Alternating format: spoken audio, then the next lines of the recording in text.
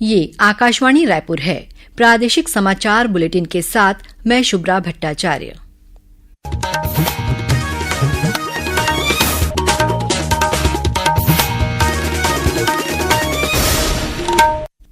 और अब पेश है आज के मुख्य समाचार। रायपुर दक्षिण विधानसभा उपचुनाव के लिए आज अधिसूचना जारी होने के साथ ही शुरू हुई नामांकन भरने की प्रक्रिया। ऑनलाइन ठगी के बढ़ते खतरे से निपटने के लिए केंद्र सरकार और मेटा ने मिलकर धोखाधड़ी से बचो अभियान शुरू किया है। रायपुर पुलिस ने बस टर्मिनल से करीब 8 करोड़ रुपए कीमत का सोना बरामद किया और मावली माता की डोली और मां दंतेश्वरी देवी के छत्र की विदाई के साथ कल संपन्न होगा बस्तर दशहरा। अब समाचार विस्तार से। रायपुर नगर दक्षिण विधानसभा उपचुनाव के लिए आज अधिसूचना जारी कर दी गई है। इसके साथ ही नामांकन दाखिल करने की प्रक्रिया शुरू हो गई है। नामांकन दाखिल करने की अंतिम तिथि 25 अक्टूबर है। 28 अक्टूबर को नामांकन पत्रों की जांच की जाएगी। वहीं 30 अक्टूबर तक अभ्यर्थी अपना नाम वापस ले सकेंगे। इस विधानसभा सीट के लिए 13 नवंबर को मतदान होगा। रायपुर के जिला उप निर्वाचन अधिकारी उमाशंकर बंदे ने आकाशवाणी समाचार को निर्वाचन प्रक्रिया के बारे में बताया। विधानसभा क्षेत्र क्रमांक 51 रायपुर दक्षिण का उप निर्वाचन होना है। आज दिनांक 18 तारीख से नॉमिनेशन की प्रक्रिया प्रारंभ हो गई है। जिला निर्वाचन कार्यालय द्वारा पूरी तैयारी कर ली गई है। नामांकन प्रारंभ हुए हैं, वो 25 तारीख तक चलेंगे। नामांकन रायपुर कलेक्ट्रेट के कक्ष क्रमांक 9 से प्राप्त किए जा रहे हैं। वही अभ्यर्थियों को नामांकन दाखिल करना है, वह कक्ष क्रमांक 9 में आकर अपना नामांकन दाखिल नियत समय 11 बजे से दोपहर 3 बजे तक कर सकते हैं। इस बीच मुख्य निर्वाचन पदाधिकारी रीना बाबा साहेब कंगाले ने बताया कि नाम निर्देशन के लिए अभ्यर्थी के मात्र 3 वाहन ही नामांकन केंद्र के 100 मीटर की परिधि में प्रवेश कर सकेंगे। नाम निर्देशन के लिए अभ्यर्थी सहित कुल 5 व्यक्ति ही नामांकन कक्ष में प्रवेश कर सकेंगे। मुख्य निर्वाचन पदाधिकारी ने यह भी बताया कि ऑनलाइन नाम निर्देशन और शपथ पत्र की वैकल्पिक सुविधा भारत निर्वाचन आयोग द्वारा उपलब्ध कराई गई है। इसमें नामांकन पत्र और शपथ पत्र की प्रविष्टियां करके उनका मुद्रण कर अभ्यर्थी को नाम निर्देशन रिटर्निंग ऑफिसर के समक्ष प्रस्तुत किया जाता होगा। एक अभ्यर्थी अधिकतम 4 सेट नाम निर्देशन प्रस्तुत कर सकता है। प्रधानमंत्री नरेंद्र मोदी कल नई दिल्ली में कर्मयोगी राष्ट्रीय शिक्षण सप्ताह NLW का शुभारंभ करेंगे। सप्ताह के दौरान प्रत्येक कर्मयोगी कम से कम 4 घंटे की शिक्षा का लक्ष्य प्राप्त करने के लिए प्रतिबद्ध होगा। ये सप्ताह व्यक्तिगत प्रतिभागियों, मंत्रालयों, विभागों और संगठनों द्वारा विभिन्न प्रकार की भागीदारी के माध्यम से सीखने के लिए समर्पित होगा। सप्ताह के दौरान प्रख्यात वक्ता अपनी विशेषज्ञता से जुड़े विषयों पर व्याख्यान देंगे।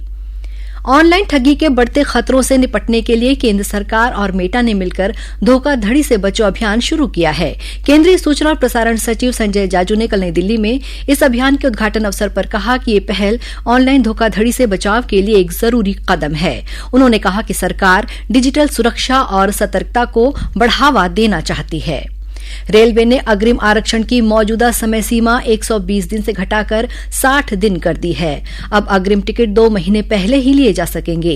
ये बदलाव 1 नवंबर से लागू होगा। हालांकि इस महीने की 31 तारीख तक 4 महीने बाद तक की टिकट ली जा सकेगी। श्रम विभाग द्वारा श्रमिकों का सशक्तिकरण, भविष्य का निर्माण विषय पर रायपुर में 2 दिवसीय कार्यशाला का आयोजन किया गया। कार्यशाला के समापन अवसर पर श्रम मंत्री लखनलाल देवांगन ने विभागीय अधिकारियों से कहा कि प्रदेश में श्रमिकों को रोजगार मुहैया कराने के लिए त्वरित कार्रवाई करें और शासन की योजनाओं का लाभ दिलाएं। उन्होंने कहा कि श्रम विभाग द्वारा 84 लाख श्रमिकों का पंजीयन कर उन्हें योजनाओं से लाभान्वित किया जा रहा है। इस अवसर पर श्रम मंत्री ने उत्कृष्ट कार्य करने वाले विभाग के मैदानी अधिकारियों को प्रशस्ति पत्र देकर सम्मानित किया। राजधानी रायपुर के टिकरापारा थाना क्षेत्र में भाटा गांव अंतर्राज्यीय बस टर्मिनल के पास से पुलिस ने 12 किलो 800 ग्राम सोने के जेवरात बरामद किए हैं। इसकी कीमत करीब 8 करोड़ रुपए बताई गई है। इस मामले में 3 लोगों को गिरफ्तार किया गया है। पुलिस के मुताबिक ये सोना जगदलपुर से एक बस के माध्यम से भाटा गांव बस टर्मिनल लाया जा रहा था। पुलिस ने तलाशी के दौरान 3 आरोपियों के पास से बैग में रखे सोने के जेवर को बरामद किया। पुलिस ने इसकी सूचना आयकर विभाग को दे दी है। खबरों का सिलसिला जारी रहेगा। अभी वक्त है एक छोटे से विराम का।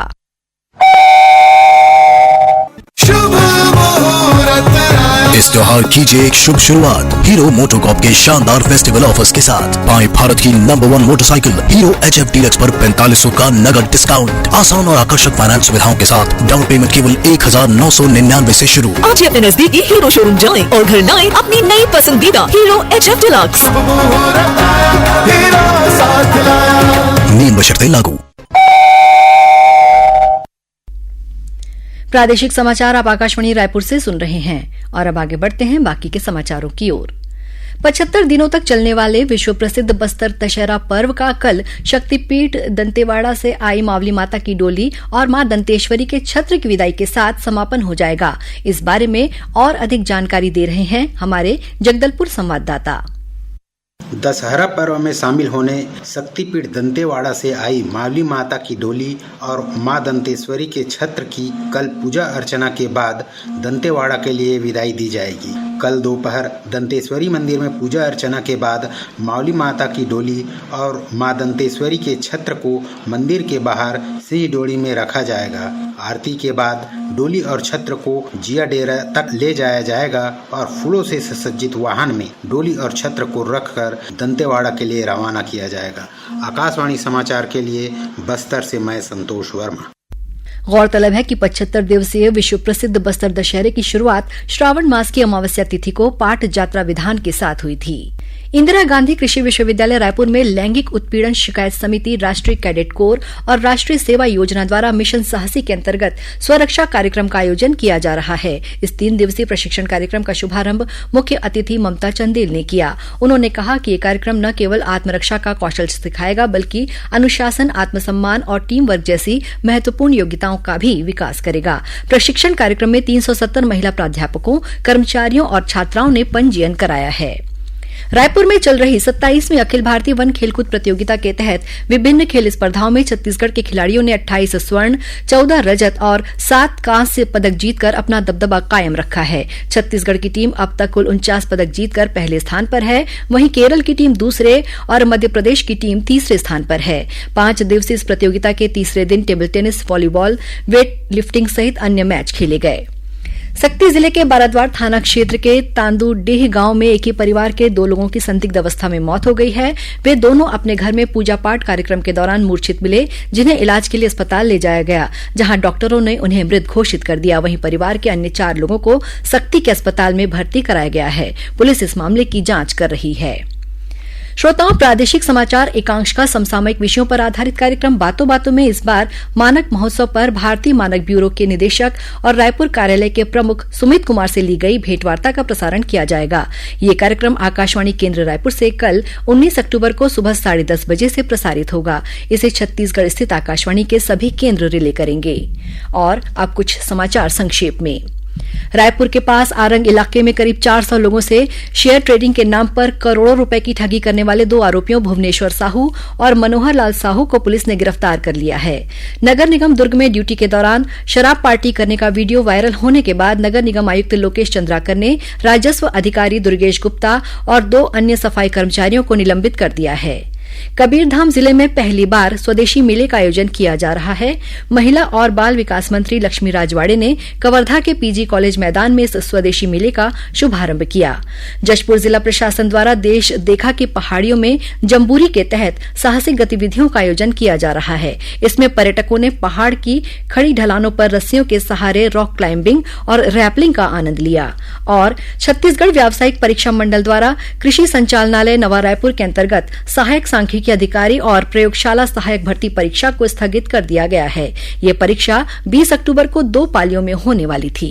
अंत में मुख्य समाचार एक बार फिर।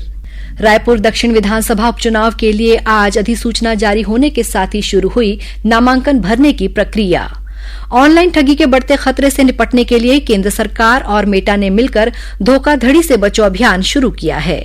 रायपुर पुलिस ने बस टर्मिनल से करीब 8 करोड़ रुपए कीमत का सोना बरामद किया। और मावली माता की डोली और मां दंतेश्वरी देवी के छत्र की विदाई के साथ कल संपन्न होगा बस्तर दशहरा। इसी के साथ प्रादेशिक समाचार बुलेटिन समाप्त हुआ। नमस्कार।